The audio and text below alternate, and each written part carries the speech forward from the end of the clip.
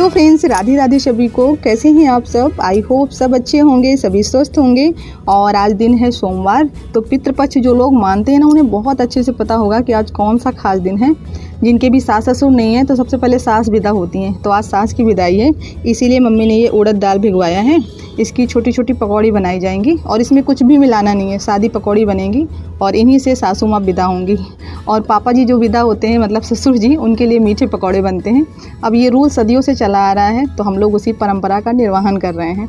तो ये दाल मैंने रात में भिगोई थी, ये बढ़िया तरीके से फूल गई है, तो इसके छिलके निकाल लेते हैं। और ये पानी जो मैं आपको दिखा रही थी ना, इसमें मैं कलर आपको दिखा रही थी कि मार्केट वाली जो दाल आती हैं उसमें कितना कलर मिलाया जाता है। इसमें तो कुछ ज़रूरत से ज़्यादा ही कलर मिला है। ऊपर की दाल तो काली थी, साथ में अंदर तक का जो इसका वाइट वाला पार्ट होता है ना, वो भी एकदम काला काला सा नज़र आ रहा है। वैसे आमतौर पर मम्मी हमेशा साबुत उड़द मंगाती हैं, दाल घर में ही बनता है, लेकिन अभी जल्दी में लाना था क्योंकि अभी दाल बनाने का टाइम तो था नहीं और पूजा इसी से होनी है। तो मम्मी ने कहा चलो थोड़ी सी दाल ले लो, थोड़ी ही लेके आए हैं क्योंकि इसमें कलर देखे ना वैसे भी अंदर तक की रूह कांप जाती है कि पता नहीं कौन कौन से केमिकल हम लोग खाने के साथ अंदर तक ले जाते हैं। लेकिन क्या कर सकते हैं, अब केमिकल का ही ज़माना है क्योंकि नेचुरल चीज़ें गायब होती जा रही हैं और केमिकल वाली हमारे आप सब के बीच में, बस हमारे घरों में, किचन में वही घूमती हैं। तो मजबूरी है खाने के नाम पर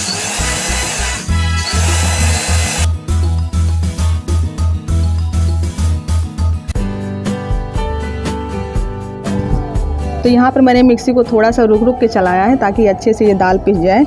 उड़द दाल जो होती है ना, बहुत लसलसी होती है। अगर इसको सिलबट्टे पे पीसो तो आधी दाल तो लोढ़े के साथ ही चिपकी रहती है। तो अच्छे तरीके से मैंने पीस लिया है और दाल थोड़ी सी ज़्यादा है, तो मम्मी ने कहा बस थोड़ी ही दाल की पकौड़ी लगनी है और इसको शुद्ध देसी घी में बनाना है पूजा के लिए। तो मम्मी यहाँ पर शुद्ध देसी घी इसमें डाल रही हैं और मुझसे पूछ रही थी कि देखो इतने में निकल आएगा कि नहीं, क्योंकि दाल थोड़ी सी है ना, तो थोड़ा सा अंदाज कम मिलता है। तो मैंने कहा दाल थोड़ी है तो इतने घी में हो जाएगा, क्योंकि घी जल जाता है ना तो वो किसी काम का नहीं रह जाता। बस वही पूड़ी पराठा बना लो, बस खाने के नाम पर उसमें कोई सुगंध ही नहीं रह जाती है। तो थोड़ा सा ही घी मैंने मम्मी से डलवाया है और बस यहाँ पर दाल को मैंने अच्छे से फेंट लिया है। क्योंकि दाल क्या है ना, अगर डायरेक्ट आप ऐसे बनाने लगते हो, कोई भी चीज़ बनानी हो, अगर उसको फेंटो नहीं ना तो वो बाद में बहुत टाइट टाइट सी रहती है। तो मैंने इसको अच्छे से फेंट लिया है और इसमें नमक नहीं मिला था ना, तो थोड़ा सा ज़्यादा टाइम लगा है फेंटने में। तो बस यहाँ पर छोटी छोटी पकौड़ी डाल देंगे और मम्मी ने आँच बिल्कुल धीमा कर रखा है क्योंकि घी थोड़ा है ना, ज़्यादा तेज़ आँच रहेगी तो ऊपर ऊपर तो जल जाएगा, अंदर नहीं पकेंगी। तो बस मम्मी यहाँ पर छान लेंगी और हाथ में बहुत सारा दाल लगा हुआ है ना, तो अकेले तो ये सब बनता नहीं था और मम्मी बोल भी रही थी कि नहीं मुझे ही बनाना पड़ेगा, मतलब मुझे ही चाहिए। तो वो छानने में लगी हैं और इधर मैंने सारी पकौड़ी बना दी हैं और जो दाल बची हुई है ना उसको मैं फ्रिज में लगा दूँगी, शाम को फरा बना लेंगे। मम्मी ने कहा इसको लगा दो, फरा मम्मी को पसंद भी है, तो शाम को फरा बनाएंगे क्योंकि अभी क्या है ना, पूरा खाना बन चुका है। पहले मैंने बच्चों को स्कूल भेजा, उनके लिए नाश्ता वगैरह तैयार किया, फिर खाना पूरा कंप्लीट किया, पूरा किचन साफ़ किया, तब कहीं जाके पूजा का सामान बनाया। तो अभी 9:30 बज रहे होंगे या फिर उससे थोड़ा सा कम ही होगा, ज़्यादा नहीं है। तो खाना बना के रख दिया क्योंकि इनको फिर लेट होने लगता है। पूजा पाठ होती है ना तो उसमें किचन साफ़ करो, पूजा के साथ मम्मी के साथ लगना होता है ना, उनको सारा सामान जगह पे चाहिए। और वैसे भी भाई हमारे घर में जो बड़े हैं, थोड़ा सा बुजुर्ग हैं, उनको नहीं समझ में आता सारी चीज़ें कहाँ रखी हो। किचन में हम काम करते हैं तो मम्मी को सामान नहीं मिलता है, तो उनके साथ लग के पहले उनकी पूजा कंप्लीट करवाई है। फिर ये देखो अभी बर्तन सब रखे हैं, बर्तन नहीं साफ़ कर पाए थे, किचन पूरा साफ़ कर लिया था।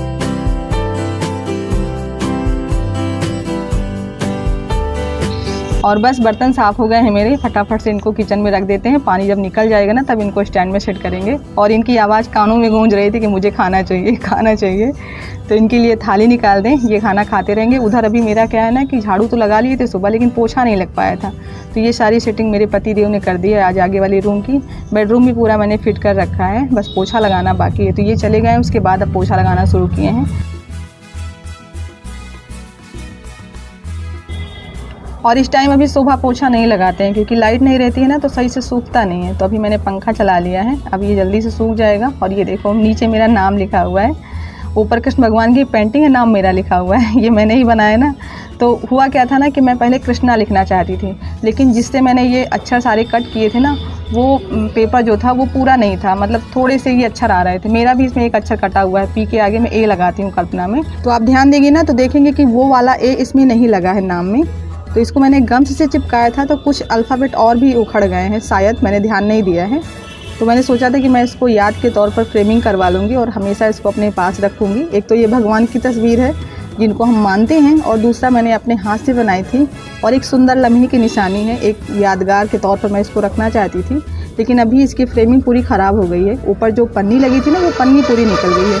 तो मैं इनसे काफ़ी दिन से बोल रही हूँ कि इसको फिर से फ्रेमिंग करवा दो। और आजकल बारिश के सीज़न में ना फर्श बहुत गंदी हो जाती है, बहुत गंदा निकल रहा था। आज कई बार पानी चेंज किए हैं और खूब रगड़ रगड़ के पोछा लगाया है, तब कहीं जाके फ़र्श का कलर निकला है, नहीं तो ऐसे लग रहा था कि जैसे सब जगह चिपचिपा सा नज़र आ रहा था। और जितनी ज़्यादा धूल होती है ना फ़र्श पर, उतना ही ज़्यादा चिपकता है। और एक तो सीलन रहती है फ़र्श पर ना, तो इसी वजह से और ज़्यादा गंदा हो जाता है। तो पूरे घर में मैंने अच्छे से रगड़ के पोछा लगा लिया और पंखा सब जगह के ऑन कर दिए ताकि जल्दी जल्दी सूख जाए। और ये हमारे टब, बाल्टी, ये सब आज धुलने के लिए रखे हैं। सुबह जल्दी जल्दी ऐसे ही धुल दिया था, लेकिन जो स्टील वाला जूना आता है ना, उससे थोड़ा रगड़ के साफ़ कर दो ना, तो एकदम फिर चमकने लगते हैं बर्तन। और ये बाथरूम के पास जो बाल्टी, टब प्लास्टिक के होते हैं ना, तो इन पर मिट्टी बहुत जल्दी जमती है। पानी का जो पता नहीं, पानी में अजीब सा कौन सा तत्व होता है कि अगर पानी के संपर्क में ये चीज़ें लगातार बनी रहती ना, तो अजीब सा पीला पीला पूरा इससे चिपक जाता है, जैसे पेंट हो उसी तरह से चिपक जाता है।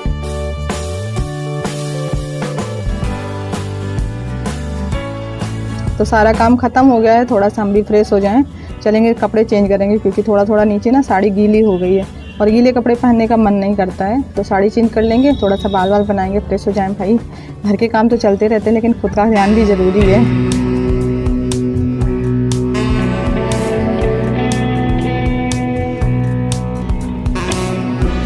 और ऐसा थोड़ी ना है कि हम सिर्फ काम करते रहते हैं, काम के साथ साथ हम खुद का भी ख्याल उतना ही ज़्यादा रखते हैं, क्योंकि जब हम खुद नहीं खुश रहेंगे तो अपने घर परिवार को कैसे खुश रखेंगे। तो हम औरतों के पास ना जिम्मेदारियां बहुत ज़्यादा होती हैं, लेकिन जिम्मेदारियों के नीचे दबना नहीं चाहिए, क्योंकि हम सबसे पहले खुद के लिए बने हैं, उसके बाद बाकी चीज़ें आती हैं। तो खुद को फिट फाट रखना ज़रूरी है भाई। तो यहाँ पर आज मैंने थोड़ी सी नेल पॉलिश भी लगा ली है। वैसे आमतौर पर जब नेल पॉलिश लगाते हैं ना, तो उसके बाद कोई काम नहीं करते हैं, लेकिन जैसे ही नेल पॉलिश लगती है ना, तो मुझे बहुत सारे काम याद आ जाते हैं। अभी देखो याद आ गया कि मैंने दाल नहीं भिगोई है शाम के लिए, तो ये चने की दाल है, बस 1 कटोरी भिगो देंगे, बस हो जाएगा सबके लिए, क्योंकि बच्चे नहीं खाते हैं फरा, तो उनके सबके लिए मुझे कुछ और बनाना पड़ेगा, तो इसीलिए ज़्यादा नहीं भिगोया है। थोड़ी सी दाल वो है, थोड़ी ये हो जाएगी, तो मिक्स करके फरा बन जाएगा।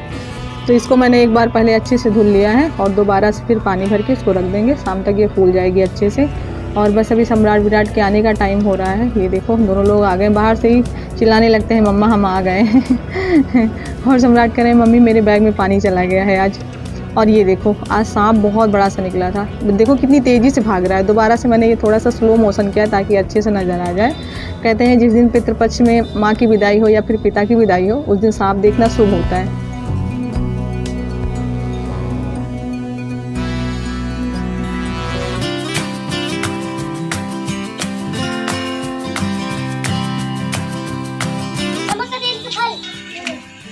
ये पनीर में फल लगा हुआ है, इससे जब बीज निकलेंगे ना, एक नया पेड़ तैयार होगा, इसको कहीं डाल देंगे तो नए नए पेड़ निकल आएंगे।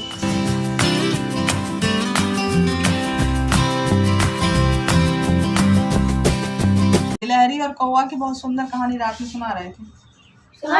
और इसके दिमाग में आइडिया जो है सबसे ज़्यादा शाम को ही आते हैं, जब लाइट चली जाती है, अंधेरा होता है, तो इसके दिमाग की बत्ती जल जाती है। उस टाइम पर इसके दिमाग में तरह तरह के आइडिया आएंगे। एक कौवे और गिलहरी में मित्रता हो गई। क्या हो गई? मित्रता हो गई। गिलहरी बहुत परिश्रमी थी, परंतु कौवा पूरा आलसी था। अच्छा, फिर क्या हुआ? गिलहरी सारे दिन मेहनत करती और अन्न एकत्र करती। एकत्र करती। फिर कौवा रोज आलस में रहता। कौवा या तो सोता रहता या इधर उधर घूमता रहता। उसने अपने लिए अन्न नहीं एकत्र किया। वर्षा ऋतु आ गई। ऋतु आ गई। लगातार कई दिनों तक वर्षा होती रही। गिलहरी ने खाने पाने के लिए सारे इंतजाम कर लिया था, परंतु कौवा भूखा मर रहा था। वो वर्षा में भीगता हुआ गिलहरी के पास आया और बोला, गिलहरी बहन, गिलहरी बहन, बहुत दिन से भूखा हूँ, मुझे कुछ दे दो, मुझे कुछ अन्न दे दो, वर्षा रुकते ही मैं वापस कर दूंगा। गिलहरी बोली, तुम इस योग को नहीं कर सकते हो। योग नहीं हो। जो आलसी होते हैं, मुसीबत आने पर उनकी यही दशा होती है। कौवा अपने भाग्य को खोजता हुआ वापस लौट गया। खोजता मम्मा, कौवा अपने भाग्य